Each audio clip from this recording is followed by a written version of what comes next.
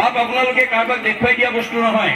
দাৰ্শনিকৰ অভিমত কুবুদ্ধি, অসৎ চিন্তা, অসৎ ভাৱনা, অসৎ পৰিকল্পনা, কুসংস্কাৰ, অন্ধবিশ্বাস, মনৰ সংকীৰ্ণতা, কুপৰম্পৰা এইবিলাক পাপ। এই বেয়া ভাববিলাক যাৰ অন্তৰত থাকিব তেওঁ ভাৱ চিন্তা কৰ্মবিলাক বেয়া হ'ব। গতিকে ভাগৱত শুনি বেয়া এৰি ভাল ল'ব লাগিব। সেইকাৰণে দাৰ্শনিক পণ্ডিতে কৈছে bed is bed and good is good, do bed never never and do good Hari নাম ৰখে বৈকুণ্ঠ প্ৰকাশে,